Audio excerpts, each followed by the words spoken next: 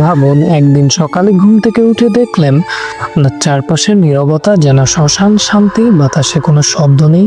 আপনি বের হলেন, বাড়ির দরজা পেরিয়ে রাস্তায় পা রাখলেন, চারপাশে কোনো মানুষ নেই, মুরগি ডাকছে না, শিশুর কান্না নেই, এমনকি কুকুরও চুপচাপ বসে আছে।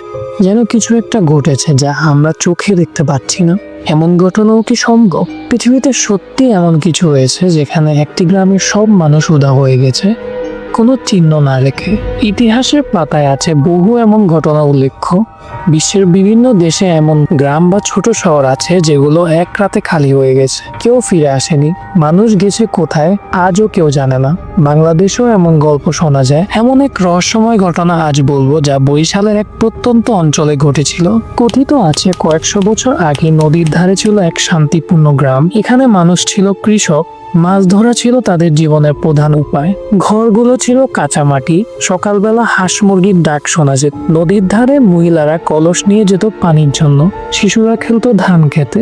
জীবন ছিল ধীরে শান্ত, কিন্তু একদিন হঠাৎ করেই সেই জীবন থেমে যায়। লোককথা বলে এক রাতে ঝড়ের পরে সকালে যারা পাশের গ্রাম থেকে এখানে আসে তারা দেখতে পায় গ্রাম পুরো খালি। ঘরগুলো দরজা খোলা, রান্না করা ভাত চুলায় আগুন ধিক ধিক করে জ্বলছে। চারপাশে যেন সবে কিছু আগে মানুষ ছিল, কিন্তু এমন কেউ নেই। কোনো লাশ নেই, কোনো রক্ত নেই, এমনকি প্রাণীরাও নেই। গরু, ছাগল, হাঁস মুরগি সব গায়েব। যারা প্রথম এই দৃশ্য দেখে তারা নাকি ভয় আতঙ্কে পালিয়ে যায়, কারণ মনে হচ্ছিল কিছু অদৃশ্য শক্তি পুরো গ্রামটাকে কি এক মুহূর্তে গিলে ফেলেছে। স্থানীয় বৃদ্ধরা বলেন, আগের রাতে নাকি আকাশে এক অদ্ভুত আলো দেখা গিয়েছিল। আকাশ লাল হয়ে উঠেছিল, হাওয়া কেমন জানি গন্ধ ছড়াচ্ছিল। কেউ কেউ বলছে তারা কান পেতে শুনেছিল দূর থেকে ভেসে আসা অদ্ভুত শীষের মতো শব্দ। গবেষকরা পরে বলেন হয়তো এটা নদী ভাঙ্গনের কারণে গ্রামবাসী পালিয়ে যায়। কিন্তু প্রশ্ন হলো, এক রাতে সবাই কিভাবে যায়? শিশু, বৃদ্ধ, অসুস্থ মানুষ একসাথে কোথায় যায় এত দ্রুত? আর কেনই বা খাবার গরম থাকবে, দরজা খোলা থাকবে?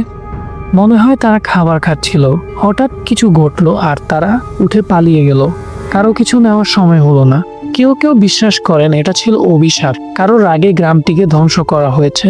এক বৃদ্ধা বলেছেন এই গ্রামে একবার এক যাত্রীকে আশ্রয় দেওয়া হয়নি। সেই যাত্রী নাকি অভিশাপ দিয়ে বলেছিল এই গ্রামে আর সূর্যোদয় হবে না। পরদিন ঘটে সেই রহস্যময় ঘটনা।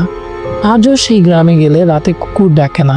জেলেরা বলে পূর্ণিমা রাতে নদীতে ভেসে আসে অদ্ভুত আওয়াজ, কারো কান্না, কারো হাসি।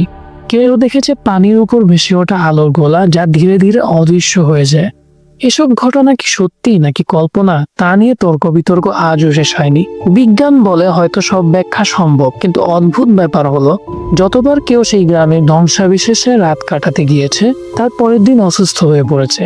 কেউ জ্বরে পড়েছে আর কেউ ভয়াবহ দুঃস্বপ্ন দেখে। স্থানীয়রা আজও বিশ্বাস করে গ্রামটা অভিশপ্ত, তাই রাতে কেউ সেখানে থাকে না।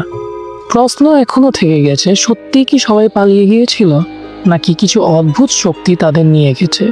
যদি একদিন হঠাৎ করে আপনিও এমন জায়গায় থাকেন যেখানে সব মানুষ গায়েব হয়ে গেছে, আপনি কি করবেন? আপনি কি পালাবেন নাকি দাঁড়িয়ে রহস্য খুঁজবেন?